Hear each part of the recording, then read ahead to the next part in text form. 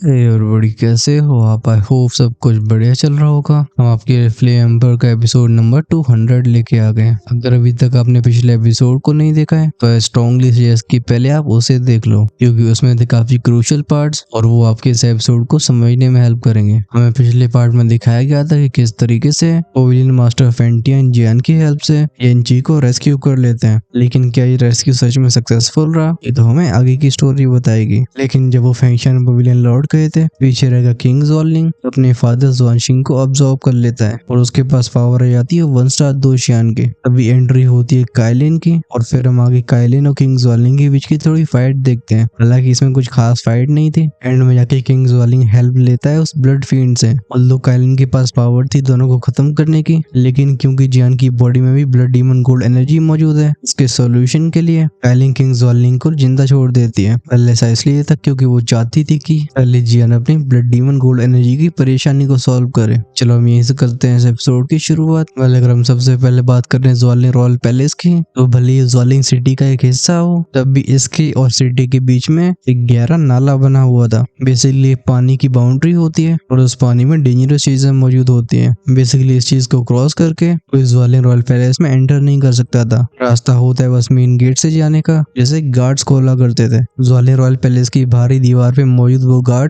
अपने आप को हमेशा अलर्ट रखते हैं। तभी एक गार्ड को दिखाई देते हैं कुछ शैडोई फिगर्स जो तेजी से पैलेस वॉल्स की तरफ बढ़ रहे होते हैं। इन फिगर्स को देख के वो अलर्ट हो जाता है। उसके पास में खड़ा कमांडर बोलता है तैयार रहो, मुझे लगता है घुसपैठ ही है। लेकिन इससे पहले कुछ आगे बोल पाता उसकी आवाज के साथ उसके मुंह से खून बाहर आया था। हमें मालूम पड़ता है कि हथेली उसके पीठ पे प्रेस हो चुकी है। इस पाम अटैक के अंदर की डिस्ट्रक्टिव पावर ने उस कमांडर की जान ले ली थी। अटैक करने वाली एक ब्यूटीफुल सी वुमन होती है, लेकिन उसका अटैक एकदम डेडली था। जब आसपास के गार्ड्स इस सीन को देखते हैं, इन सब के चेहरे पे हॉरर दिखाई देता है, क्योंकि जिस कमांडर की भी जस्ट जान गई थी वो होता है एक 3 स्टार दोदी एक्सपर्ट। तभी उस हमलावर औरत के बगल में एक और फिगर अपीयर होता है। वो कहता है यूरी, अब लगता है तुम्हारे हमलों में वो बात नहीं रही है। ये सुन के यूरी इरिटेट फील करती है। वो कहती है स्नेक किंग तो अपने काम से काम रखो। फिर वो शूट हो जाती है बाकी के गार्ड्स की तरफ। अगर बात करिए यूरी की, तो ये लीडर होती है स्नेक स्कॉर्पियन ट्राइब की, जो मेड्यूसा ट्राइब की 8 ट्राइब्स में से एक थी, और उसकी स्ट्रेंथ होती है 8 स्टार दोदी की पीक लेवल पे। बिजली की रफ्तार से और गार्ड्स का काम तमाम करने के बाद यूरी फिर से स्नेक किंग के बगल में आती है। स्नेक किंग पूछता है क्वीन कहाँ पे है। एक 10 कलर हेवन सॉलिंग पाइथन होने की वजह से काइलिन स्नेक ट्राइब के लिए बहुत इंपॉर्टेंट बन चुकी होती है। यूरी स्माइल के साथ बोलती है क्वीन, उन्होंने किंग ज़ोलिंग की प्रेजेंस को सेंस किया था, इस वजह से वो पहली अंडरग्राउंड पैलेस चली गई है। जब वे दोनों बातचीत कर रहे होते हैं, स्नेक ट्राइब के बाकी के 6 लीडर्स भी शेडोज में से बाहर आते हैं। ये सभी रेडिएट कर रहे थे टेरिफाइंग औरों को। हम शेफू के फिगर को अपीयर होते हुए देखते हैं। वो कहते हैं क्वीन की 1 स्टार 2 शियान की पीक की स्ट्रेंथ ये पूरी ज़्वालिंग रॉयल फैमिली को उखाड़ फेंकने के लिए काफी है, लेकिन शेफू ने बोल ही पाया था। तभी नीचे पड़ी वो डेड बॉडीज जिन्हें यूरी ने फिनिश किया था, उनमें से एक टोकन को बाहर निकाल के क्रश करने की कोशिश करता है। वो ज़्वालिंग रॉयल फैमिली को आगाह करना चाह रहा था, लेकिन तभी स्नेक इंचेंटिंग ट्राइब के लीडर मिलेन ने एक सिल्वर स्मोक का यूज किया होता है। जैसे वो गार्ड आया था इस धुआं के चक्कर में, हम उसे फिर से अपनी होश खोते हुए देखते हैं। क्लियरली अब ये जागने वाला नहीं था, लेकिन यूरी की तरफ से एक गलती थी, क्योंकि अगर एक गार्ड जो कि बेहोश होने का नाटक कर रहा था उस टोकन को क्रश करने में सफल हो जाता, तो चीजें काफी खराब हो सकती थी। 8 लीडर्स ये सोच ही रहे होते हैं। तभी हम सबसे लेफ्ट में पड़े गार्ड्स के चेहरे पे अचानक से सैवेज एक्सप्रेशन को आते हुए देखते हैं। वो अपनी हथेली को मारता है अपने माथे में, उसके माथे से खून की बूंद बाहर आती है जो हवा में जाके बिखर जाती है। इसी के साथ फाइनली उस गार्ड की जान भी चली जाती है, लेकिन उसने सिग्नल भी भेज दिया था। ऐसे सीन को देख के स्नेक ट्राइब लीडर्स के एक्सप्रेशन थोड़े चेंज हो जाते हैं। सब नोट करके निकल जाते हैं ज़्वालिंग रॉयल फैमिली की तरफ। ज़्वालिंग रॉयल फैमिली की टेरिटरी काफी बड़ी होती है। ये हजारों किलोमीटर तक फैली हुई थी। जो उस गार्ड का सिग्नल अंदर गया था, रॉयल पैलेस में कियोस फैल जाती है। हम देखते हैं एक हॉल को जहाँ पे ज़्वालिंग रॉयल फैमिली के हाई लेवल के ऑफिशियल्स इकट्ठे हुए होते हैं। एक एल्डर कहता है क्या हुआ। ये सुनकर उसके सामने खड़ा व्यक्ति बोलता है हमारे पास इमरजेंसी सिग्नल मोड से आया है। मोड बेसिकली उसी नाले को कहा जाता है जो किसी बाउंड्री की तरह पूरे रॉयल पैलेस को प्रोटेक्ट करता है। सबके एक्सप्रेशंस को ऐसे खराब होते हुए देख इस हॉल में मौजूद थर्ड प्रिंस ज़ोनम्यू सामने आया था। वो कहते हैं आप सब शांत हो जाइए। लगता है ज़ोनम्यू की भी काफी जल्दी होती है। इसकी तरफ देख के लोग नोट करते हैं। हम इन सबको वापस अपनी सीट पे बैठते हुए देखते हैं। सबके चेहरों को एक एक बार देखने के बाद ज़ोनम्यू शुरू करता है। वो कहता है यहाँ मौजूद सारे ज़्वालिंग रॉयल फैमिली के एलिट्स हैं। मिली जानकारी के हिसाब से हमारे ऊपर हमला करने वाले मेड्यूसा ट्राइब के 8 लीडर्स हैं। वो अब तक मोड से आगे बढ़ चुके हैं और वहाँ मौजूद सारे सिपाहियों को खत्म कर दिया गया है। ये सुन के एक सिविल ऑफिशियल बोलता है लगता लगता है हमला किंग ज़ोलिंग से जुड़ा हुआ है, क्योंकि कुछ समय पहले हमारे किंग ही ड्रैगन लेवल लीजन के साथ मेडुसा टेरिटरी गए थे। इस उनके बगल में खड़ा बुड्ढा नोट करता है। लगता है वो किंग ज़ोलिंग से खुश नहीं था। वो कहता लगता है किंग ज़ोलिंग ने मेडुसा ट्राइब में कुछ गलत किया है, जिसकी वजह से वो ऑल आउट वॉर के लिए उतर आए हैं। ऐसी बातें बस यहाँ नहीं हो रही थी, बोन बनाने की आवाजें पूरे हॉल में गूंजती है। ये देख के ज़ोनम्यू का एक्सप्रेशन भी खराब हो जाते हैं। वो बैम के साउंड के साथ टेबल पे अपने हाथ को पटकता है। वो कहता है बहुत हो गया, हमारे दरवाजे पे दुश्मन आ चुके हैं और तुम सब अभी दोष देने में लगे हुए हो। ऑफ कोर्स भले ही थर्ड प्रिंस ज़ोनम्यू रॉयल फैमिली में काफी इन्फ्लुएंस रखता हो, लेकिन बात ऐसी भी नहीं होती कि सब लोग उसके सामने सर झुकाते हो। हम एक व्यक्ति को खड़े होते हुए देखते हैं। वो ऊंची आवाज में पूछता है मेडुसा क्लैन अचानक से हमारे रॉयल पैलेस में घुसपैठ क्यों करेगा? क्या इसके पीछे और कुछ है जो हमें बताया नहीं जा रहा? जब ज़ोनम्यू उस व्यक्ति को देखता है उसका दिल सा बैठ गया था। ये व्यक्ति और कोई नहीं बल्कि ज़ोलिन रॉयल फैमिली का ग्रेट जनरल होता है। इसका नाम था ज़ुआनजान और इसे लड़ने का काफी शौक होता है। एक तरफ तो इस जनरल का ऐसा मारकाट मचाना इस ज़ोलिन रॉयल फैमिली के खौफ को और बढ़ा रहा था, लेकिन दूसरी तरफ ही चिंता की बात भी होती है, क्योंकि ऐसे व्यक्ति को कंट्रोल करना काफी मुश्किल होता है। ज़ोनम्यू रिस्पेक्टफुल आवाज में बोलता है जनरल ज़ुआनजान, आप इस बारे में क्या सोचते हो? ज़ुआनजान ज़ोनम्यू पे कुछ खास ध्यान नहीं देता। वो कहता है इस थ्रोन रूम में पहले किंग ज़ोलिंग को बुलाओ। बच्चे भले ही तुमने रॉयल कोर्ट में आना शुरू कर दिया हो, लेकिन हमें लीड करने के लिए तुम्हारे पास अब भी पर्याप्त अनुभव नहीं है। इस बात पे ज़ोनम्यू के एक्सप्रेशन और डार्क हो जाते हैं। वो बोलता है जनरल मुझे आपको डिसअपॉइंट करना होगा। मेरे फादर कुछ जरूरी काम से बाहर गए हैं, मैं उन्हें पहले ही ढूंढने की कोशिश कर चुका हूँ, लेकिन मुझे नहीं लगता है कि वो हमारी ज़ोलिन रॉयल फैमिली की टेरिटरी में मौजूद है। और तो ड्रैगन लेवल लीजन भी बिना किसी निशान के गायब हो चुका है। इस बात ने कमोशन कटवा दिया था। लोग कहते हैं क्या? जनरल जॉर्जिन का चेहरा गुस्से से भर गया था। वो बोलता है ये लोग इस समय कैसे गायब हो सकते हैं? मेडुसा ट्राइब के 8 लीडर्स हमारे दरवाजे पे आ चुके हैं। बिना ड्रैगन लेवल लीजन के हम इससे पहले आगे बोल पाता ज़ोनम्यू की आवाज आती है। वो कहते हैं यही कारण है जिसकी वजह से हमें खुद को और भी अच्छे से डिफेंड करना होगा, क्योंकि अगर हम ऐसा नहीं कर पाते हैं तो ये रॉयल फैमिली जो कि हजारों सालों से खड़ी हुई है, आज उसे ढहने से कोई रोक नहीं पाएगा। हॉल में मौजूद सबके एक्सप्रेशंस खराब होते हैं। एक एल्डर बोलते हैं मेडुसा ट्राइब के 8 लीडर्स, हम उनका सामना कैसे कर सकते हैं? हमारे पास अब कोई उम्मीद नहीं रही। मुझे पहले किंग ज़ोलिंग पे भरोसा नहीं करना था। जब इस हॉल में फिर से ऐसा शोर फैला था, हम ज़ोनम्यू के चेहरे पे भी गुस्से को आते हुए देखते हैं। वो चिल्ला के बोलता है साइलेंस, क्या तुम सब विद्रोह करना चाहते हो? हॉल में मौजूद सिविल और मिलिट्री ऑफिशियल्स होते हैं। इनमें ज्यादातर की स्ट्रेंथ 5 स्टार दूधी लेवल की थी, वहीं पे 7 स्टार दूधी काफी कम होते हैं। इस वजह से इनका डरना स्वाभाविक होता है। जब ज़ोनम्यू फिर से एक स्पीच देने वाला था, हॉल में गूंजती किसी की तेज हंसने की आवाज। इस ओवरवेलमिंग वॉइस ने रॉयल पैलेस की दीवारें हिला दी थी। वो आवाज तेज से हंस के बोलती है रॉयल फैमिली के कायरो, हम आज अपना बदला पूरा करेंगे। रॉयल फैमिली से धाड़ने वाला ज़ुआनजान था। बूम के साउंड के साथ उसका और एरप्ट होता है और वो शूट हो जाता है हवा में। जनरल ज़ुआनजान धाड़ के बोलता है हम स्नेकिंग, तुमको ज्यादा ही घमंडी हो। ज़ोलिन रॉयल फैमिली के जनरल की पोजीशन ऐसी नहीं दी जाती। ये जनरल ज़ुआनजान एक रैंक 9 दूधी एक्सपर्ट था। इस भारी भरकम से व्यक्ति को आगे बढ़ते हुए देख ऊपर स्नेकिंग कहता है ओ ज़ुआनजान, मैंने सोचा नहीं था कि तुम अब भी जिंदा होगे, और लगता है तुम्हारी स्ट्रेंथ 9 स्टार 2 एम्पर लेवल तक पहुंच चुकी है। हे लेकिन जिस तरीके से पिछली बार तुम्हें मेरे सामने अपनी जान बचा के भागना पड़ा था, मैं इस बार तुम्हें वो मौका नहीं दूंगा। पीछे से 7 और लीडर्स अपीयर होते हैं और इनकी नजरें नीचे पैलेस पे टिकी होती हैं। सिर्फ सुनने और खुद अनुभव करने में बड़ा अंतर होता है। जब हॉल में मौजूद ऑफिशियल्स ने इन 8 लीडर्स को देखा था, कुछ लोगों के घुटने कांपने लगे थे। ये सबसे पहले देखते हैं स्नेकिंग को, जो लीडर होता है स्नेकिंग ट्राइब का। स्नेकिंग की स्ट्रेंथ 9 स्टार दूधी के भी ऊपर थी। फिर बारी आती है स्नेक चार्मिंग ट्राइब के मिलन की, जो एक पीक 8 स्टार दूधी होता है। खैर ये सब तो आप जानते ही होगे, तो चलो हम आगे बढ़ते हैं। इन 8 लीडर्स के पावरफुल ऑरा को सेंस करके ज़ोनम्यू के भी हाथ क्लेंच हो गए होते हैं। उसके फादर की मौजूद न होने की वजह से वो काफी बड़ी परेशानी में फंस चुका था, स्पेशली जब उसे मालूम है कि ड्रैगन लेवल लीजन मौजूद नहीं है। सीन जाता है ऊपर की तरफ। स्नेक चार्मिंग ट्राइब लीडर मिलन बोलता है इस ज़ोनजान को मेरे ऊपर छोड़ दो। ये सुन के स्नेकिंग ने नोट किया था उसे ज़ोनजान की कोई खास परवाह नहीं होती। आखिरकार वो ज़ोलिन रॉयल फैमिली का बस एक मेंबर था। स्नेकिंग का फोकस होता है और भी पावरफुल अपोनेंट्स पे। मिलन से थोड़ी दूर हवा में खड़ी यूरी अपने चेहरे पे लुभाने वाली स्माइल को लेकर नीचे की तरफ देखती है। वो खुद से बोलती है लगता है ज़ोलिन रॉयल फैमिली सच में अपनी पावर को खो चुकी है, और अगर ऐसी बात है तो इन सबको खत्म करने में ज्यादा समय नहीं लगेगा। ऑफ कोर्स हॉल में कुछ हवस के पुजारी भी होते हैं। यूरी के फिगर को देख के एक मिडिल एज मैन बोलता है क्या ब्यूटी है। जब ज़ोनम्यू सुनता है वो दांती मिस के बोलता है वो स्नेक स्कॉर्पियन ट्राइब की यूरी है, क्या तुम उसे हैंडल कर सकते हो? ये सुन के उस बंदे के पसीने आ जाते हैं। उसने भी स्नेक स्कॉर्पियन ट्राइब के बारे में कुछ सुन रखा था। अभी 2 फिगर शेडोज में से बाहर आए थे। वो कहते हैं इसे हमारे ऊपर छोड़ दो। ये दोनों और कोई नहीं बल्कि ज़ुआनमीचिंग को गार्ड करने वाले ज़ुआनियन और ज़ुआनयांग थे। इन्हें देख के थर्ड प्रिंस ज़ुआनम्यू के चेहरे पे भी सरप्राइज फ्लैश होता है। वो कहता है तुम दोनों तो अंडरग्राउंड पैलेस को गार्ड गार्ड कर रहे थे। क्या अभी ज़ुआनियन से रोकते हुए बोलता है अब अंडरग्राउंड पैलेस जरूरी नहीं रह गया। ये सुन के ज़ुआनमियो का दिल बैठ जाता है। वो तब भी गहरी सांस लेके बोलता है तो ठीक है, अब 5 और बचे हैं। जब नीचे लोग तैयारियां कर रहे थे कि कौन किसको फेस करेगा, ओवर स्नेक किंग बोलते हैं ज़्वालिंग रॉयल फैमिली कर क्या रही है और ज़्वालिंग किंग कहाँ पे है। मैं उस बुड्ढे चिंटियान क्योरी को भी सेंस नहीं कर पा रहा हूँ। आखिरी बार ड्रैगन लविंग लीजन ने हमारे बहुत सारे मेंबर्स की जान ली, आज हम उसका बदला जरूर लेंगे। जब स्नेक किंग ज़ुआनमियो को लीडर की तरह बात करते हुए देखते हैं, वो ज़ुआनमियो की तरफ इशारा करके बोलते हैं जाओ इस हरे कपड़े वाले लड़के को खत्म कर दो। मुझे लगता है ये ज़्वालिंग रॉयल फैमिली का थर्ड प्रिंस होगा। इन शब्दों पे एक शैडोई फिगर नीचे गया था और ज़ुआनमियो की धड़कनें बढ़ जाती हैं। बट इसी मोमेंट में उसके पीछे एक पावरफुल ऑरा अपीयर हुआ था। परछाई में से बाहर आता एक और फिगर, इसने सिल्वर हेलमेट पहन रखा होता है। वो फिगर आते ही एक पंच को सामने शूट करता है। क्रैश के साउंड के साथ स्नेक ट्राइब का हमलावर स्पेस में से बाहर आ गया था। वो अटैक के शॉक्ड आवाज में कहता है 9 स्टार दो दी। अपनी सर को अपने गले के ऊपर पाके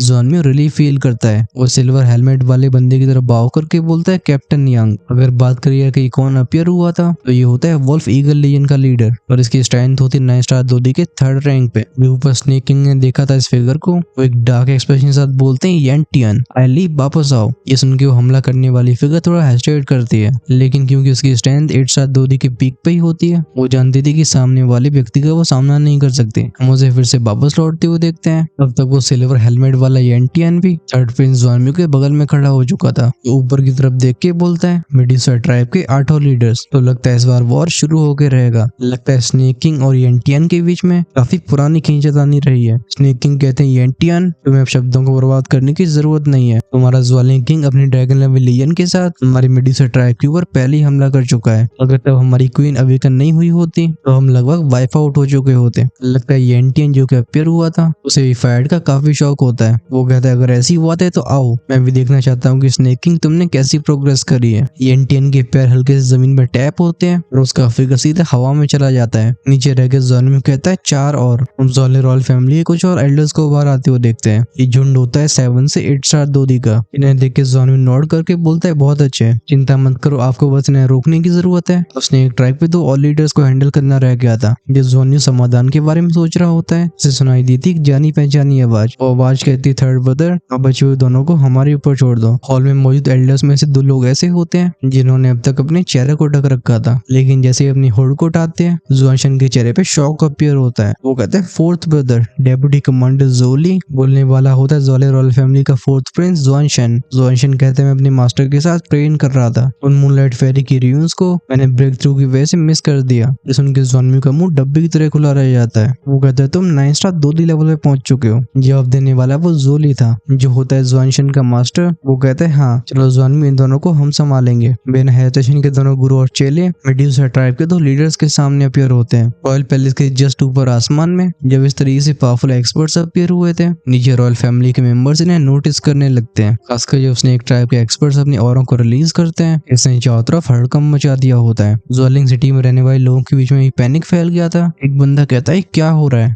ये पॉइजनस एनर्जी है, क्या वो मेडुसा क्लैन की पावर हाउसेस हैं? थोड़ी दूर खड़ा हुआ था एक बुड्ढा और उसने अभी अपने दोनों हाथों से अपने सिर को पकड़ रखा होता है। वो कहता है हमारी ज़्वालिंग रॉयल फैमिली पे हमला क्यों कर रहे हैं और हमारे किंग कहाँ पे गए? सीन जाता है फिर से आसमान में। स्नेक किंग स्माइल के साथ बोलते हैं भले तुम लोगों ने नंबर्स में हमारी बराबरी कर ली हो, लेकिन तुम्हारी स्ट्रेंथ पीछे रह गई है। लगता है ज़्वालिंग रॉयल फैमिली की किस्मत भी साथ नहीं दे रही। येंटियन के चेहरे पे कोल्ड एक्सप्रेशन था। वो कहता है अगर तुम हमारी रॉयल फैमिली को चबाना चाहते हो तो ध्यान रखना कहीं तुम्हारे दांत न टूट जाएं। असल में येंटियन अपने चेहरे पे देखा कुछ और रहा होता है, वो अंदर से कुछ और फील कर रहा था, क्योंकि जैसे मेडुसा ट्राइब के लीडर्स अपने प्रतिद्वंदी को हराते हैं उसी पल रॉयल फैमिली की खटिया खड़ी हो जाएगी। वो मनी मन में कहता है किंग ज़्वालिंग तुम हो कहाँ पे? हमारे सामने का नजारा बदलता है। ये जगह थी रॉयल ऑक्शन हाउस। ब्लड रोज जिसे हम जानते हैं सोए चांगवे के नाम से, वो आसमान के उस ऑपरेसिव ऑरे को फील करके बोलती है क्या हो रहा है। उसके पीछे एक सबऑर्डिनेट अपीयर होती है। वो बाव करके बोलती है मास्टर मेडुसा क्लैन के लीडर्स ने ज़्वालिंग रॉयल फैमिली के ऊपर हमला कर दिया और तो ड्रैगन लेवल लीजन और किंग ज़्वालिंग का कोई पता नहीं है। ये सुन के ब्लड रोज के चेहरे पे स्माइल आ गई थी। वो कहती ओ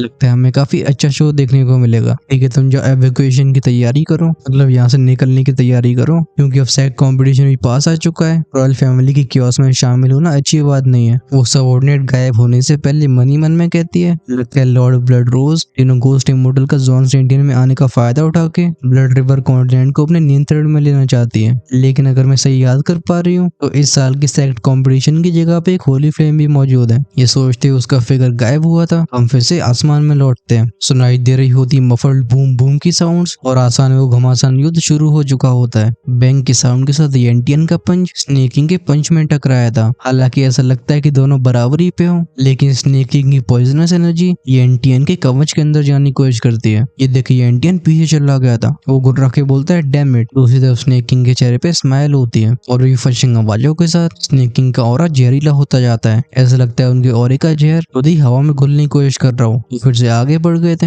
ये देखिए येंटी का दिल और बैठ जाता है, लेकिन पीछे हटने का विकल्प नहीं था। वो कहता है मैं इतनी आसानी से नहीं हारूंगा। इसी के साथ दोनों के बीच में बैंग बैंग की आवाजों के साथ कोलिजन्स होने लगे थे। बाकी की सातों लड़ाइयां भी साफ होती जा रही थी। ज़ुआनिन और ज़ुआनियान ने मिलकर अपने दुश्मनों से काफी करीबी जीत हासिल करी होती है, लेकिन ज़ुआलिंग रॉयल फैमिली के बाकी एक्सपर्ट्स लगातार हार रहे थे। कोई गरक की आवाज के साथ खून फेंकता है। तुम किसी के हाथों से लेके उसके सीने तक हरे रंग की नसों को देख सकते हैं। ये होता है जहर के शरीर में जाने की वजह से। जब ऐसे नजारे को देख के येंटियन थोड़ा डिस्ट्रैक्ट हुआ था। उसके सीने पे स्नेकिंग की लात पड़ती है। बूम की साउंड के साथ हम येंटियन को जमीन से टकराते हुए देखते हैं। ऊपर हवा में रह के स्नेकिंग कहते हैं तुम हार गए। नीचे गिरा येंटियन जो कि सिल्वरी हेलमेट को भी पहने हुए था। उस हेलमेट के नीचे से खून बह रहा होता है। स्विश स्विश की साउंड के साथ स्नेकिंग के बगल में यूरी और कुछ और स्नेक लीडर्स अपीयर होते हैं। क्लियरली इन सब ने हरा दिया था अपने दुश्मनों को। स्नेकिंग बिना हेजिटेशन के बोलते हैं हमला करो, आज हम रॉयल पैलेस को खून से रंग देंगे। सब नोट करके नीचे बढ़ते हैं। इस नजारे को देखकर रॉयल फैमिली के मेंबर्स के चेहरे अपने रंग को छोड़ देते हैं। कुछ कमजोर दिल वाले अपने कदमों को पीछे लेकर जमीन पर गिर गए थे। लेकिन बदलाव उसी समय होता है। रॉयल पैलेस और स्नेक ट्राइब के लीडर्स के बीच में अचानक से स्पेस ट्विस्ट हुआ था। मतलब स्पेस एकदम चरमरा गया होता है और इसमें से बाहर आती लाइफ और डेथ और एक ही रिपल। आगे बढ़ते हुए स्नेक ट्राइब के लीडर्स अचानक से खुद को एक भारी चीज से टकराते हुए फील करते हैं। फिर ये सभी पीछे चले गए थे और ज़्वालिंग सिटी में गूंजती है बूमिंग आवाज। आवाज कहती है हम क्या तुम गंदे कीड़ों को सच में ऐसा लगता है कि तुम मेरी ज़्वालिंग रॉयल फैमिली को सच में एक्सटर्मिनेट कर पाओगे। हवा में पीछे घसटने वाले लोगों में मिलियन और कुछ लोगों के मुंह से खून बाहर आ गया होता है। कुछ क्रिकिंग साउंड के साथ एक रेड और ब्लैक एनर्जी का टोर्नेडो बनता है। ये भी घूमती हुई ऊर्जा हटती है। हमें दिखाई दिया था किंग ज़्वालिंग का फिगर। ये देखिए स्नेकिंग की आंखें नैरो हो गई थी, लेकिन जब वो सेंस करते हैं किंग ज़्वालिंग के ऑरे को, उनके एक्सप्रेशंस और अगली हो जाते हैं। अब किंग ज़्वालिंग का ऑरा पिछले से बिल्कुल अलग था। उसकी लाइफ और डेथ की पावर अब मिलने की कोशिश कर रही होती है, जैसा जनरली होता था दोशान एक्सपर्ट्स के साथ। और साथ में स्नेक ट्राइब के सारे लीडर्स को इस किंग ज़्वालिंग से एक डरावनी फीलिंग आ रही होती है। नीचे पड़े घायल सबऑर्डिनेट्स को देख के किंग ज़्वालिंग कोल्ड आवाज में कहता है तो मेडुसा क्लैन का साहस इतना बढ़ गया। तो इंटरेस्टिंग बात ये होती है कि शेफू का फिगर बाहर ही गायब हो गया था। लगता है वो कमांड को देके गई थी स्नेकिंग को। दोनों तरफ की पावर्स को तोलने के बाद स्नेकिंग सोलो आवाज में बोलते हैं लेट्स गो, हमारा मिशन कंप्लीट हो गया। असल में जाने से पहले शेफू को ऐसे ऑर्डर्स थे और लगता है ये ऑर्डर्स आए होते हैं क्वीन मेडुसा से। बेसिकली स्नेक ट्राइब के सारे लीडर्स को ज़्वालिंग रॉयल फैमिली की बस बेइज्जती करनी थी। हालांकि इस रीजनिंग को स्नेकिंग समझ नहीं पाते, बट ये डिसीजन उनके हाथ में नहीं था। स्नेकिंग की बात को सुनकर सारे लीडर्स नोट करते हैं। ये तुरंत ही पीछे मुड़ के शूट हो गए थे। जब किंग ज़्वालिंग ऐसे सीन को देखता है उसके चेहरे पे एक अजीब सी स्माइल आती है। अब तक किसी ने ध्यान नहीं दिया था कि किंग ज़्वालिंग के पीछे एक बुड्ढा भी अपीयर हो चुका था, बस इसने अपने ऑरे को रिलीज नहीं किया होता है। लेकिन जैसे किंग ज़्वालिंग अपने दिमाग में कमांड देता है, हम उस फिगर को सिर्फ फैंटम की तरह आगे बढ़ते हुए देखते हैं। वो सीधे स्पेस को फाड़ के मेडुसा ट्राइब के लीडर्स के सामने अपीयर हुआ था और बैंग की आवाज के साथ स्पेस का एक बहुत बड़ा हिस्सा फट जाता है। रिलीज होती है वो टेरिफाइंग रिपल्स जो स्नेक ट्राइब लीडर्स को जमीन की तरफ झुका देती हैं। ये फिर से फुटबॉल की तरह वापस चले जाते हैं। अभी काइलिन जो कि मेडुसा क्लैन की टेरिटरी में मौजूद थी, वो दूर से ही सब ऑब्जर्व कर रही होती है। काइलिन की आंखों में होती चालाकी वाली लाइट। वो कहती है लगता है समय आ गया। अब इसके बाद वो 8 और लीडर्स मेरी अथॉरिटी पे सवाल नहीं उठाएंगे। सीन वापस जाता है। वो बुड्ढा जो कि स्पेस को फाड़ के सामने आया था, स्नेकिंग और बाकी लोग इस ऑरे को सेंस करके बोलते हैं 2 स्टार दोशियान। अभी हम सामने के 1500 मीटर में एक बड़ी सी क्रैक को बनते हुए देखते हैं। इसमें से वो अनहाइलेशन पावर बाहर आई थी जो स्नेकिंग को फील कर पाती है कि पावर ज़्वान सेंटियन तबाही ला सकती है। वो कहते हैं क्या ये मेरा अंत है? बाकियों के चेहरों पे भी ऐसे एक्सप्रेशन थे। बिना हेजिटेशन की इन सब की एनर्जी वायलेंट हो जाती है। ले लिए सेल्फ डिस्ट्रक्शन की तैयारी थी। लेकिन इससे पहले कुछ भी अनहोनी हो पाती, सुनाई देती है एक एंशिएंट सी आवाज। वो आवाज कहती है 1 कलर सोलोइंग पावर। दूर से हम एक हरे रंग की रोशनी को बढ़ते हुए देखते हैं। ये अपने साथ एक टेरिफाइंग ऑरे को लेके आ रही थी जो बूम बूम बूम की साउंड के साथ उस बुड्ढे ज़्वान किंग के अटैक से टकराती आती है। इन दोनों डेस्क के टकराने से स्पेस का फैब्रिक ऐसे फटता है जैसे ये कोई पतला सा पेपर हो। हमें जगह जगह पे वॉइड दिखाई देते हैं। ये 2 स्टार दोशियान लेवल की रिपल्स इतनी खतरनाक थी कि जैसे ही स्नेक ट्राइब के लीडर्स इनके कांटेक्ट में आते इन सब का मरना तय हो जाता। लेकिन तभी इन सभी के पीछे एक 10 रंगों की रोशनी का पोर्टल अपीयर हुआ था। वो मिस्टीरियस 10 कलर्ड लाइट इन्हें अपने अंदर खींच लेती है। जब रॉयल पैलेस के ऊपर खड़ा किंग ज्वालिंग ऐसे सीन को देखता है हम उसे अपने सिर को हिलाते हुए देखते हैं। लगता है उसने एक्सपेक्ट किया था। वहीं पे भी पूरी ज्वालिंग रॉयल फैमिली स्टैंड थी। ये काफी समय तक शौक से बाहर नहीं आते। रॉयल फैमिली का एक सिपाही बोलता है क्या मैं सपना देख रहा हूँ? सच में जो इवेंट्स आसमान में हुए थे वो इनके लिए सपने जैसे ही होते हैं। हेलमेट के अंदर सीएनटीएन की आंखों में भी अब एक अलग ही सीरियसनेस मौजूद होती है। इस तरीके से किंग ज्वालिंग ने उस पावर का यूज किया और वहीं पर जिस पावर ने मेडिसो क्लैन के लीडर्स को बचाया वैसे औरों को अब तक एनटीएन ने कभी महसूस नहीं किया था। वो साय करके बोलता है लगता है वन सेंटियन इसमें बड़े बदलाव आने वाले हैं। दूसरी तरफ मेडिसो ट्राइब की 8 लीडर्स को काइलिन ने वापस टेलीपोर्ट कर दिया होता है। ये सभी अंदर रियलाइज कर चुके थे कि ये उनकी क्वीन ने जानबूझ के किया है और क्वीन की पावर मेडिसो ट्राइब के लिए कितनी जरूरी है ये बात भी सबके दिलों में गहराई से बैठ जाती है। मेडिसो क्लैन और ज्वालिंग रॉयल फैमिली के बीच में हुई फियर्स बैटल की खबरें सारे सुपर सैक्स में काफी जल्दी फैलती हैं। लेकिन कोई सुपर सैक इस पर रिएक्ट नहीं करता है और अब क्योंकि सैक कंपटीशन में 1 साल से कम का समय रह गया था डिसाइपल्स भी अपने कल्टीवेशन के अलावा और किसी पे ध्यान नहीं देते। सीन बर्निंग इंसेंस पवेलियन का दिखाया जाता है। हम एक क्लिक की आवाज के साथ दरवाजे को खुलते हुए देखते हैं। बाहर आता है लिटली वो हु करके बोलता है बाहर की हवा अब भी बेस्ट है। जब जिया ने अंडरग्राउंड पैलेस में लिटली को बुलाया था अपने यूनिक कॉन्स्टिट्यूशन मतलब फायर स्पिरिट होने की वजह से वो अंडरग्राउंड पैलेस काफी आसानी से एंटर कर जाता है। लेकिन न जाने क्यों वो जियान को ढूंढ नहीं पाता। इस वजह से शाओई को लौटना पड़ा था खाली हाथ। सेक्ट में वापस लौटने पर लिटली को मालूम पड़ता है कि जियान पहले ही लौट आया है और अब वो सिक्लूजन में चला गया था और क्योंकि लिटली भी नहीं चाहता था कि जियान डिस्टर्ब हो उसके पास नहीं जाता। अच्छी बात ये थी कि ट्रेनिंग में जाने से पहले जियान ने उस लाइफ और डेथ की फायर को लिटली के लिए उसके कमरे में छोड़ा था। उस लाइफ और डेथ की फायर की वजह से ही लिटली ने 9 स्टार 2 दिन ब्रेक थ्रू किया है। अपनी बॉडी में पावरफुल एनर्जी को फील करके शाओई कहता है अगर मैं अपनी स्ट्रेंथ के साथ अभी फाइट करता हूँ तो मुझे रैंक 9 स्टार 2 दी का सामना करने में परेशानी नहीं होगी। खासकर बिग ब्रदर ने उस लाइफ और डेथ की फायर के साथ जो कीमती जड़ी बूटियां छोड़ी थी उन्हें कंज्यूम करके मेरी स्ट्रेंथ सीधे 9 स्टार 2 दी के 5 रैंक पे पहुंच चुकी है। जब शाओई अपने ख्यालों में खोया हुआ था हम उसके पास मीफंग को आते हुए देखते हैं। मीफंग लिटली को देख के बोलता है शाओई मुझे तुम्हारा ऑरा अब और ही पावरफुल लग रहा है। क्या जियान अभी भी सिक्लूजन से बाहर नहीं आया? मीफंग के मुंह से शब्द बाहर आए ही थे। सीपल 5 बैम्बू हाउस के एक और कमरे का दरवाजा खुलता है। हम एक फैमिलियर फिगर को देखते हैं। उस ऑरी को सेंस करके लिटली पीछे मुड़ के बोलता है बिग ब्रदर। जियान हंस के लिटली के कंधे को थपथपाता है। वो कहते हैं हाँ तो तुमने मुझसे पहले ही ब्रेक थ्रू कर लिया। हाँ शाओई भी चीकी स्माइल के साथ बोलता है ये तो बिग ब्रदर के द्वारा दिए गए उन प्रीशियस मटेरियल्स की वजह से है। जियान लिटली के बीच की बातचीत को सुन के हम मीफंग को फिर से सरप्राइज होते हुए देखते हैं। वो बोलता है ब्रेक थ्रू। जियान बोलता है हाँ कुछ समय पहले मुझे भी एक मौका मिला जिसकी वजह से मैं 7 स्टार 2 दिन ब्रेक थ्रू कर पाया हूँ। ऐसा लगता है मीफंग के लिए जग सुना सुना हो गया हो। उसे हिलाते हुए बोलता है तुम मॉन्स्टर्स हो। जियान के चेहरे से स्माइल गई नहीं होती। वो अब भी खुद को लकी बता रहा था। वो कहता है काश हमारे पास भी तुम्हारा लक होता क्योंकि इस तरीके से अब तक हमारे बने इंसेंस पवेलियन ने पूरे ज्वालिंग कॉन्टिनेंट को डोमिनेट कर दिया होता। उसे कहा गया था मजाक के तौर पे। जियान पूछता है सेक कंपटीशन का कितना समय रह गया है? मीफंग बताता है आधा साल। ये सुन के जियान की आंखें एंटिसिपेशन से भर जाती हैं। वो बोलता है आधा साल हाँ इतना समय मेरे लिए मेडिसिन पे उसको रिफाइन करने के लिए काफी होगा। वो म्यूइंग और ग्रीन फ्रूट कहाँ पे है? मीफंग के चेहरे पे सीरियसनेस आ जाती है। वो बताता है ग्रीन फ्रूट लौट चुकी है मेडिसो क्लैन। और जहाँ तक बात रही म्यूइंग की मैंने वापस आने के बाद उसे कभी देखा नहीं है। इस बात पे जियान की भौं से उठ जाती है। वो पूछता है हो क्या रहा है? मीफंग के एक्सप्रेशन काफी हैवी थे। वो पीछे मुड़ के बोलता है मुझे भी नहीं पता। लगता है आने के बाद म्यूइंग 5 बैम्बू हाउस में ज्यादा रह नहीं रही है। मुझे लगता है तुम्हें उसकी तलाश फॉरबिडन एरिया में करनी चाहिए। जन बिना हिचकिचाए बर्निंग इंसेंस पवेलियन के उस एरिया की तरफ मुड़ता है जहाँ डिसाइपल्स का जाना बिल्कुल अलाउड नहीं था। वो कहता है तुम दोनों इंतजार करो मैं उसे चेक करने जाता हूँ। चलो हम भी इस फॉरबिडन एरिया की ओर फोकस ले जाते हैं। ये फॉरबिडन एरिया पूरे फैंक्शन पवेलियन में सबसे ज्यादा सुरक्षित जगह थी। जैसे येंची को रेस्क्यू किया गया था तब से येंची और म्यूइंग का घर बन चुका होता है। हम एक कमरे में खिड़की के बगल में म्यूइंग के फिगर को देखते हैं। वो 5 बैम्बू हाउस की तरफ देख रही होती है। कुछ देर के बाद म्यूइंग बोलती है ब्रदर मैं उसे मिलना चाहती हूँ। पीछे से सुनाई देती है येंची की आवाज। वो क्लियरली नो बोलता है। हमें फाइनली येंची की शक्ल रोशनी में दिखाई देती है। उसके आईब्राउ से लेकर सर के बाद सब कुछ लाल होते हैं। ये उसे अजीब लेकिन एक पावरफुल अपीयरेंस दे रहा था और उसकी स्ट्रेंथ पहुंच चुकी होती है 1 स्टार 2 इमोर्टल के पीक पे। अपने भाई का विरोध करती हुई म्यूइंग बोलती है नहीं वो एक बुरा इंसान नहीं है। इस लड़की को बात न मानती हुए देख येंची का एक्सप्रेशन भी थोड़ा सॉफ्ट शॉक्ड हो जाता है। वो कहता है पागल लड़की,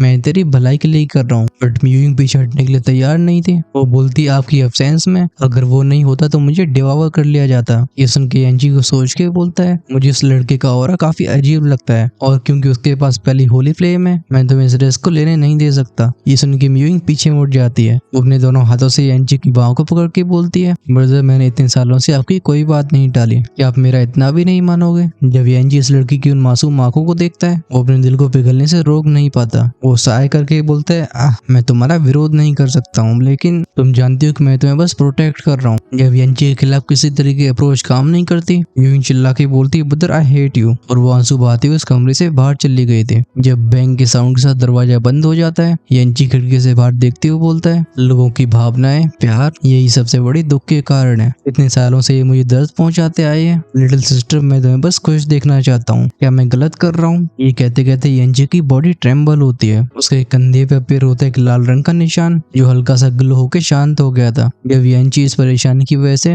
अपनी बॉडी को स्कैन करता है उसे इस ईविल प्रेजेंस के बारे में मालूम नहीं पड़ता। अच्छी बात है कि हम बुद्धिमान लोग पहले पूरे मामले को जानते हैं। एंजी की बॉडी में इस ईविल पावर को इम्प्लांट करने वाला किंग ज़्वालिंग पहले कई तरकीब में सोच चुका था और जैसी सिचुएशन अभी दिखाई दे रही है लगता है एंजी के अंदर की ईविल पावर एक बड़ा कांड करवाएगी। ऑल्दो ये फ्यूचर स्टोरी के लिए हम अपने इस लाइट एपिसोड को यहीं पे एंड करते हैं। अभी थोड़ा भाई थोड़ा ट्रैवल कर रहा है, हो सकता है हमें कुछ दिनों का ब्रेक लेना पड़े। मैं तभी लगातार वीडियोस को अपलोड करने की कोशिश करूंगा। सो या इट डिपेंड्स। हालांकि मैं इस एपिसोड को आगे भी खींच सकता था लेकिन तब बातें अधूरी रह जाती और मेरे पास टाइम की भी कमी है। नेक्स्ट एपिसोड फोकस करने वाला है कल्टीवेशन टेक्निक्स के ऊपर और एंजी जियान की बीच की कन्वर्सेशन के ऊपर। बेसिकली आने वाले कुछ एपिसोड्स सेक कंपटीशन की शुरुआत पे ले जाएंगे। बट आपके लिए अच्छी खबर ये है कि इससे दूसरे या तीसरे एपिसोड में गोल्डन ड्रैगन जागने वाले हैं। मतलब वो जाग तो चुके हैं लेकिन जियान के लिए जागने वाले हैं और जस्ट उसके बाद एंसेस्टर शाओजॉन को रिजरेक्ट किया जाएगा। बेसिकली ये समझ लो अगले 4 या 5 एपिसोड्स में जो चीजें आने वाली हैं वो हमें इस बीटीटीआई स्टोरी के सबसे खतरनाक इवेंट से जोड़ेंगी और जो इस दुनिया की सबसे पावरफुल ऑर्गेनाइजेशन है जिसको जियान फ्यूचर में फेस करेगा हमें उसकी भी झलक देखने को मिलेगी। अगर आप इस ऑसम सीरीज को मिस नहीं करना चाहते हो तो चैनल को सब्सक्राइब करके बेल आइकन के बटन को ऑन करके रखो जिससे रिलीज होते वीडियो सबसे पहले आपके पास पहुंचे। आप हमारे चैनल की मेंबरशिप का भी हिस्सा बन सकते हो और हर दिन आने वाले एपिसोड्स को पहले एंजॉय कर सकते हो। हम सारे प्रीमियम मेंबर्स के लिए शाम को ही अगले एपिसोड को अवेलेबल करवा देते हैं। वहीं पे जिनके लेवल्स इमोर्टल एम्पायर से ऊपर होते हैं वो रहते हैं 2 एपिसोड्स आगे और तीसरा लेवल है इमोर्टल गॉड्स का जो अनगवर्न सब्सक्राइब की साइड और चैनल के होम पेज पे मिलेगा। सो या that's it for this video. हम मिल रहे होंगे नेक्स्ट पार्ट में।